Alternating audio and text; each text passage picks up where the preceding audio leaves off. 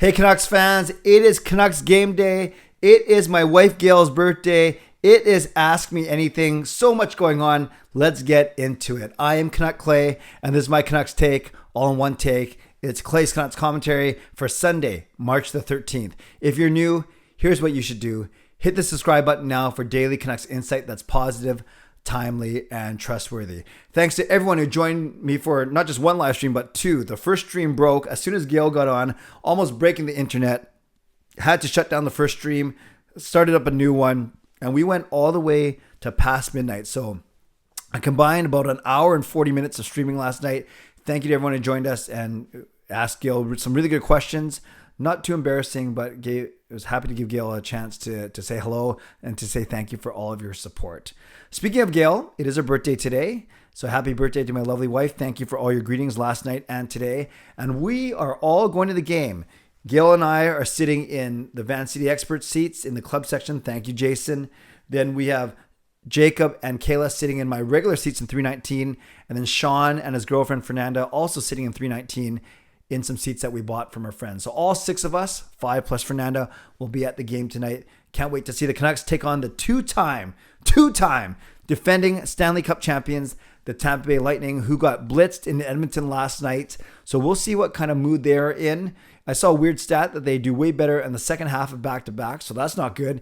And they're playing Vasilevsky tonight instead of Brian Elliott. That's not good. So we'll see what happens right off the bat. I'm gonna be very, very, very, very, very optimistic and positive and hopeful. Canucks 4-2, my favorite score in honor of my favorite woman on her birthday. So 4-2 Canucks with, let's go Connor Garland scoring their first goal tonight. So put your score prediction and your prediction of first Canucks goal scorer in the comments below. I'm going 4-2 Vancouver Canucks.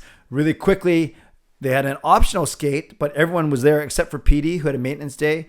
We're told it's nothing to worry about, that he will play tonight. So they have Sheldon Rempel of the Abbotsford Canucks skating in his spot. So we could see a swap of Garland and Besser tonight. So it could be Miller, Pearson, and Garland as the top line. Pettersson with Besser and Hoglander as your second line. Horvat, Chason, Podkolzin as your third. Mott, Lamco, Highmore as your fourth. OEL, Myers, Hughes with Hamnick. So Hamnick is back. And remember, it's now Hughes and Hamnick, not Hughes and Shen, because Hamnick played with Hughes for the majority of last game. Then Hunt and Shen as your third. And then Pullman and Noah Juleson called up from Abbotsford, skating as the extras. Pullman may come in the lineup later this week. We'll see if it's for Hamnick or Shen or even Hunt. So that's how the Canucks will line up.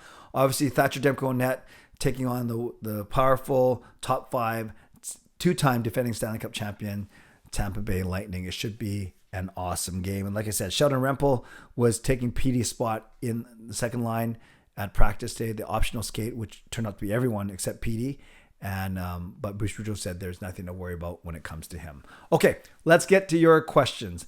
Lucas Gates, is it entirely possible Vegas may crash out this year? If the team fails to make the playoffs, what can you see the Golden Knights do? Fire coach, trade assets, GM gets the boot, etc. Yes, both Edmonton and Vancouver will be fighting with Vegas all the way to the end for the third Pacific spot. They could indeed crash. It'll be the first time that they miss the playoffs in their short time in the league.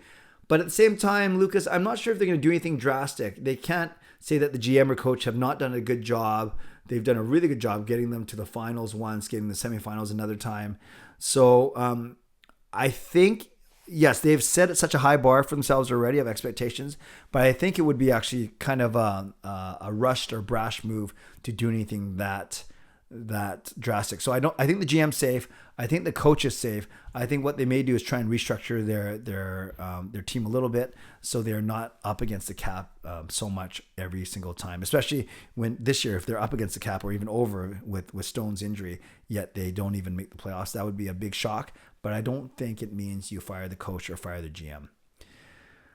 Jaskarin says Canucks are getting Vasilevsky tonight instead of Elliott. They started Elliott last night so they could give the easier game to Vasi to bounce back. Do you see the odds of us winning dipping a lot lower?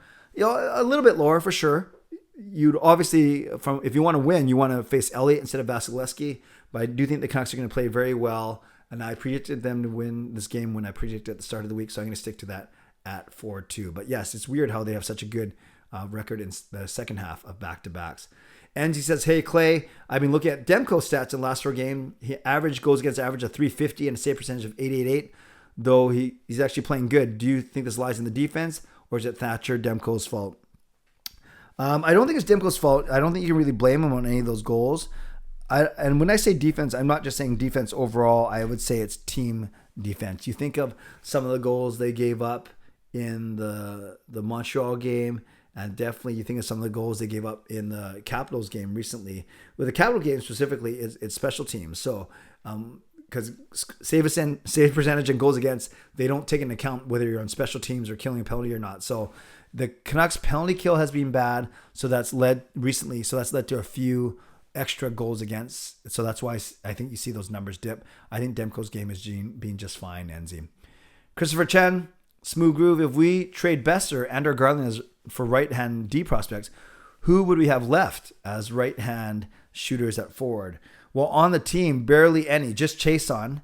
And then I guess Mott's a right. Is Mott a right-hander? No, Highmore's a right-hander.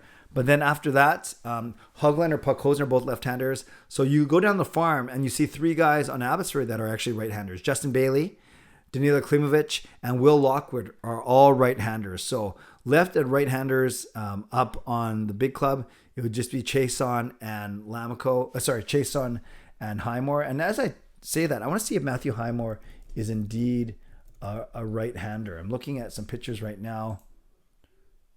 Yes, he is. No, he's not. He's a lefty. Oh, well, he's a lefty also playing on the right. So really, it only leaves Alex Chason as the only right-hander that's on the right-handed forward that's on the team. Sutter's out right now, and that leaves Klimovich, Lockwood, and who did I say? Klimovich, Lockwood, and Bailey in Abbotsford, who are also right-handers. Eli says, if there's no right-hand D available in trade, but another left-hand D who can carry his own D pair, i.e. Chikrin, who's unfortunately injured, would you make the move to get him, or would you be worried about handedness imbalance? I think if it improves your team, you still do it and you figure it out. For instance, if you get another left shot D, then you have Oyel, Hughes, and this new guy, and then Rathbone waiting in the wings, and you still have Pullman, Shen, and Hamnick on the right. I know that Kyle Burrows can play both sides, and I think Hughes is actually good enough to play both sides, quite frankly. So I don't worry so much about the even balance. I go with whatever makes your team better, for sure. Canucks fan Nihal, who do you think will be moved at the deadline? I think looking at contract situations, it's probably going to be Tyler Mott. I don't think it's going to be Miller, Besser, Horvat, Garland, any of those guys. I think it might be Tyler Mott because of his contract situation. And then Austin says, what do you think happens with UFA Tyler Mott? Do we trade him, re-sign him, or he walks in free agency? I don't think we re-sign him because he's going to be wanting a little bit more, especially hearing his agent talk on Donnie and Dolly. So then it's either trade him or let him walk. We've already been burned so many times by letting free agents walk, so I think you have to trade him. Debut Hunter, I know this kind of started as a Canucks vlog and turned into a community. However, you can only either stream vlog non-Canucks content or only post Canucks content, views only with no engagement. What would you choose? Oh, if I could only do Canucks content but with no engagement and just get views. Okay, this sounds so bad. I think if I could still do membership and monetization, I would still do Canucks content because I'm way ahead. I'd say the majority of the 8,700 subscribers are here for my Canucks content, and they treat my ministry and family vlogs as bonus. I think that's a fair way of putting it. So, but if I was given the chance to stream and vlog non-Canucks, but build a community, that sounds appealing to me. But I think of where I'm at right now, Debut Hunter, I think I would still keep it a Canucks channel, sacrifice the engagement as long as I could still do memberships and monetization. So I hope that makes sense, and I hope that I didn't come across as too greedy. That's just an honest answer right now. Yeah, basically you said, is it Canucks or community? You have to choose. I think if I was starting from scratch, I'd go community. But since I'm 8,700 subscribers into Canucks community, I'd go Canucks. Christopher DeMarco, are the Canucks making the playoffs? They're getting closer and closer as Vegas starts to fall. I know the percentage, say 20-25%. I think it's likely more to 40 to 50%. So maybe. And if yes, what position? Like third in the... Yes, I think, although Dallas and Nashville are basically in the same position as Edmonton and Vegas when it comes to points, I actually think third in the Pacific is an easier run, though, because then you can play against LA in the first round as a Pacific team, as opposed to being the wild card in the Central and having to play against Colorado. And finally, Here Hale says, why is hockey not popular in my country of Brazil? I would dare say that hockey simply isn't popular in South American countries overall. I would say sports like soccer and other sports are probably much more popular, more accessible for sure. And I think the NHL itself, it's a catch-22. There aren't a lot of South American NHL players because you're either Canadian or you're American, or then you are Russian or Czechoslovakian or Finnish or Swedish, right? European teams. Now, the NHL has made forays into Asia and other places like that, especially ahead of the Olympics.